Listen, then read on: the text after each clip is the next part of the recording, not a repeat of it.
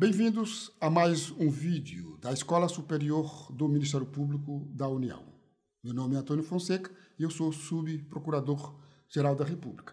Vamos agora falar sobre a aplicação da Lei Anticorrupção, a Lei 12.846, e o papel do Ministério Público na aplicação dessa lei. Quais as maiores dificuldades para a efetiva aplicação da Lei 12.846? A primeira é a falta de uma genuína política nacional de integridade, de combate à corrupção. É claro que nós temos iniciativas do governo e vários órgãos do governo aqui e acolá, mas o que nós sentimos falta é de uma atuação sistemática, de busca de resultados todos comprometidos com resultados nos vários níveis de governo. Isso não existe. A outra dificuldade, uma dificuldade mais clara, mais objetiva, é a falta de regulamentação da lei anticorrupção por estados e municípios. Nós temos uns 4 ou 5 estados apenas que regulamentaram a lei. Talvez também outros 4 ou 5 municípios. Mas todos os municípios devem regulamentar a lei.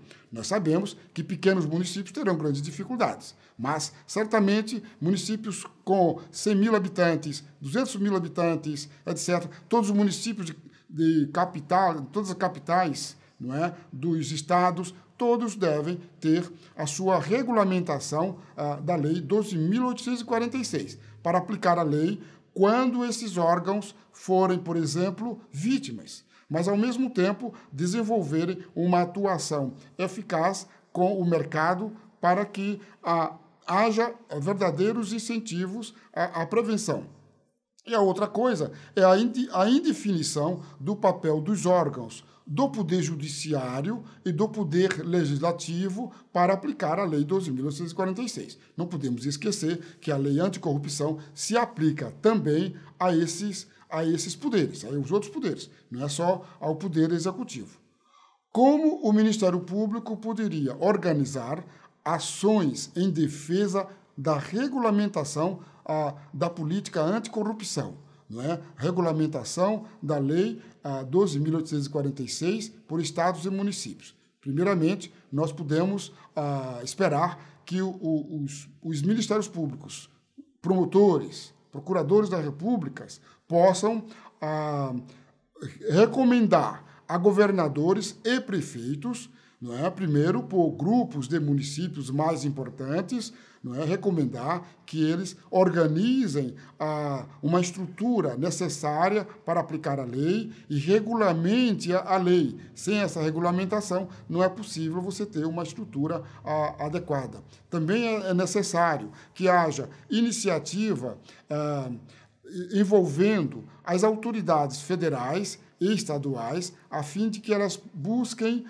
situações, oportunidades de interação, oportunidades de colaboração. O Ministério Público sabe que isso é difícil, mas o Ministério Público pode promover, pode contribuir para que essas autoridades sentem-se à mesa e estabeleçam a melhor forma de combater a lei em vários níveis. Nós sabemos que já existem algumas iniciativas de ações para a regulamentação da Lei 12.846.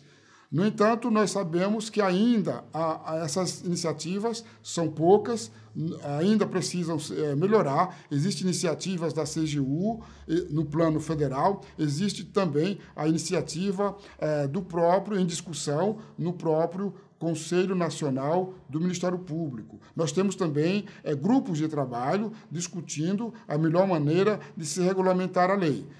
Tudo isso ainda são iniciativas em movimento, em elaboração, e esperamos que essas ações, essas iniciativas se fortaleçam. Que tipos de diretrizes o Ministério Público pode estabelecer? O Ministério Público pode, por exemplo, disciplinar a aplicação da Lei 12.846 no âmbito da própria administração. Isto é, cada Ministério Público, em cada estado nós temos um Ministério Público estadual. Também nós temos o Ministério Público, os ramos do Ministério Público da União.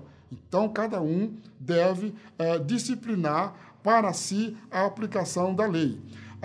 Até mesmo instituir códigos de condutas para os seus membros, a fim de que nós tenhamos, mais ou menos, padrões de condutas na atuação da aplicação da própria lei. Isso é necessário para que possamos mostrar à sociedade que o combate à corrupção, as preocupações devem começar de casa. Que tipo de articulação o Ministério Público poderá desenvolver em busca da melhor estratégia de combate à corrupção?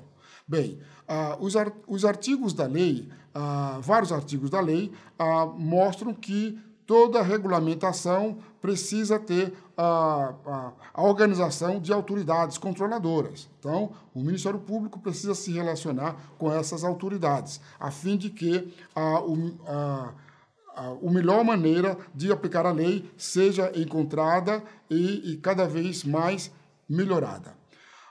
O que pode ser incluído como melhor estratégia de combate à corrupção? Várias coisas.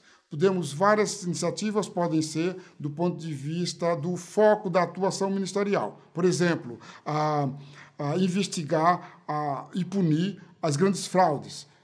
É claro que também com as pequenas, mas se você faz isso com as grandes, em termos de resultados, isso é muito importante. Também a atuação quanto à coordenação entre instâncias governamentais. Também quanto ao controle social. É importante que os ministérios públicos tenham canais abertos para orientação, como o público, os membros da sociedade podem colaborar com o Ministério Público no combate à corrupção. Ainda também nós podemos ter a atuação específica, como criar um ofício para cuidar, sobretudo naqueles estados e municípios onde ainda não existe a regulamentação da lei. É importante que um ofício possa se especializar nessa aplicação da lei. Portanto, nós temos várias iniciativas que podem ser desenvolvidas pelo Ministério Público para melhorar a aplicação da Lei 12.846. Então, em conclusão, podemos pensar numa mensagem final. Qual é a mensagem que o Ministério Público pode perceber no tratamento das questões de ética e da política da difusão das boas práticas? Na dinâmica das questões de ética e integridade, o MP deve almejar ser parte da solução dos problemas enfrentados pela sociedade no combate à corrupção. Assim, nós esperamos agregar valor à produção de bens e serviços e ao uso adequado dos recursos da nação. Muito obrigado por mais um vídeo da Escola Superior do Ministério Público da União.